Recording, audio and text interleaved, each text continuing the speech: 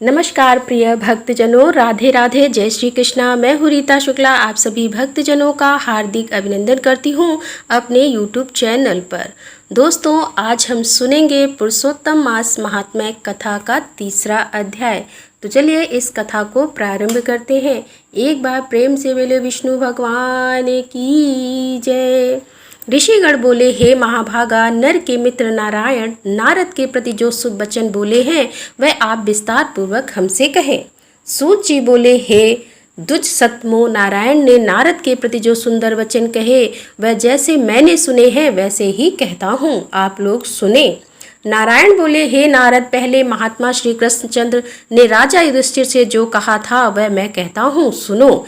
एक समय धार्मिक राजा अजातशत्रु युधिष्ठिर छल प्रिय धृतराष्ट्र के दुष्ट पुत्रों द्वारा ध्रुत कीड़ा में हार गए। सबके देखते देखते अग्नि से उत्पन्न हुई धर्मपरायण द्रौपदी के बालों को पकड़कर दुष्ट दुशासन ने खींचा और खींचने के बाद उसके वस्त्र उतारने लगा। तब भगवान कृष्ण ने उसकी रक्षा की और पीछे पांडव राज को त्याग काम्यक वन को चले गए। वहां अत्यंत क्लेश से युक्त वे वन के फलों को खाकर जीवन बिताने लगे।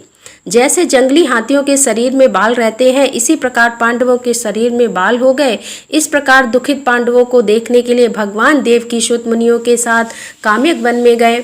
उन भगवान को देखकर मृत शरीर में पुनः प्राण आ जाने की तरह युधिष्ठिर, भीमसेन, अर्जुन आदि प्रेम विह्वल होकर सहसा उठ खड़े हुए और प्रीत से श्री कृष्ण के गले मिले और भगवान कृष्ण के चरण कमलों में भक्ति से नमस्कार करने लगे।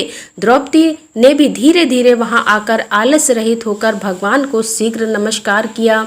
उन दुखित पांडवों को मृग के चर्म के वस्त्रों को पहने देख और समस्त शरीर में धूल लगी हुई, रूखा शरीर, चारों तरफ बाल बिखरे हुए द्रौपदी को भी उसी प्रकार दुर्बल शरीर वाली और दुखों से घिरी हुई देखा। इस तरह दुखित पांडवों को देखकर वे अत्यंत दुखी हुए। भक्तवत्सल भगवान धृतराष्ट्र के पुत्रों को जला देने की इच्छा से उन पर क्रुद्ध हुए और विश्व के आत्मा बाहों को चढ़ा गुरेर कर देखने वाले करोड़ों काल के कराल मुख की तरह मुख वाले धधकती हुई प्रलय की अग्नि के समान उठे हुए, ओठों को दांत के नीचे जोर से दबाकर तीनों लोकों को जला देने की तरह ऐसे उद्यत हुए जैसे श्री सीता के वियोग से संतप्त भगवान रामचंद्र को रावण पर जैसा क्रोध आया था। उस प्रकार से क्रुद्ध भगवान को देखकर कांपते हुए अर्जुन कृष्ण को प्रसन्न करने के लिए द्रौपदी, धर्मराज तथा लोगों से भी अनुमोदित होकर शीघ्र ही हाथ जोड़कर उनकी स्तुति करने लगे।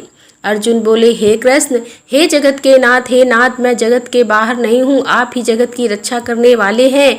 हे प्रभु, क्या मेरी रक्षा आप न करेंगे? जिनके नेत्र के देखने से ही ब्रह्मा का पतन हो जाता है, उनके क्रोध करने से क्या नहीं हो सकता? यह कौन जानता है कि क्या होगा? वे संहार करने वाले, क्रोध का संहार कीजिए। हे तात के पात, हे जगतपते, आप ऐसे महापुरुषों के क्रोध से संसार का प्रलय हो जाता है।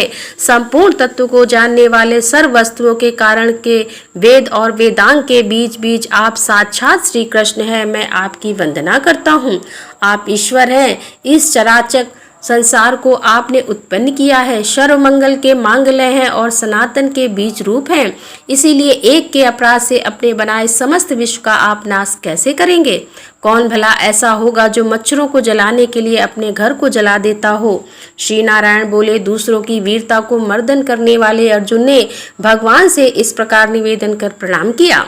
सूत जी बोले, श्री कृष्ण ने अपने क्रोध को शांत किया और स्वयं भी चंद्रमा की तरह शांत हो गए। इस प्रकार भगवान को शांत देखकर पांडव स्वस्थ हुए, प्रेम से प्रसन्न मुख एवं प्रेम विह्वल हुए। सब ने भगवान को प्रणाम किया और जंगली कंदमूल, फल आदि से उनकी पूजा की। नारायण बोले, तब शरण में जाने योग्य भक्तों के ऊपर कृपा करने वाले श्री कृष्ण को प्रसन्न जान विशेष प्रेम से भरे हुए नम्र अर्जुन ने बारंबार नमस्कार किया और जो प्रश्न आपने हमसे किया है वही प्रश्न उन्होंने श्री कृष्ण से किया।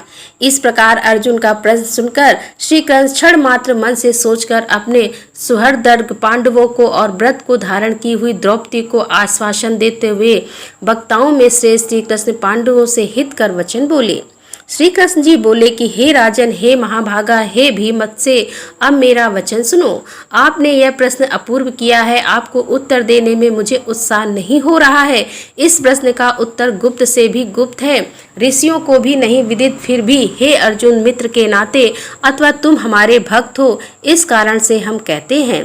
हे सुब्रत, वह जो उत्तर है वह अति उग्र है, अतः क्रम से सुनो। चैत्रादि जो 12 मास निमेष महीने के दोनों पक्ष, घड़ियां, प्रहर, त्रिपहर, 6 ऋतुएं, मुहूर्त, दक्षिणायन और उत्तरायण वर्ष, चारों युग, इसी प्रकार परार्थ तक जो काल है, यह सब और नदी, समुद्र, तालाब, कुएं, बावली, गढ़ैया, सोते, लता, औषधियाँ, ब्रज, बांस आदि पेड़, वन की औषधियाँ, नगर, गांव, पर्वत, पुरिया, ये सब मूर्ति वाले हैं और अपने गुणों से पूजे जाते हैं। इनमें ऐसा कोई अपूर्व व्यक्ति नहीं है जो अपने अधिष्ठान देवता के बिना रहता हो। अपने अपने अधिकार में पूजे जाने वाले ये सभी फल को देने वाले हैं। अपने अपने अधिष्ठान देवता के योग के महात्म्य से ये सब सौभाग्यमान हैं। हे पांडुनंदन, एक समय अधिमास उत्पन्न हुआ। उस उत्पन्न हुए असहाय निंदित मास को सब लोग बोले कि यह मलमास सूर्य की संक्रांति से रहित है, अतः पूजने योग्य नहीं है। यह मास मल रूप होने से छूने योग्य नहीं है और शुभ कर्मों से आग्राह है। इस प्रकार के वचनों को लोगों के मुख से सुनकर यह मास निर्धोक, प्रभार रहित, दुख से घिरा हुआ, अति खिन्न मन, चिंता से ही ग्रस्त मन होकर व्यथित हृदय से मरणासन की तरह हो गया। फिर वह धैर्य धारण कर मेरी शरण में आया। हे नर, बैकुंठ भवन में जहाँ मैं रहता हूँ वहाँ पहुँचा और मेरे घर में आकर मुझ परम पुरुषोत्तम को इसने देखा।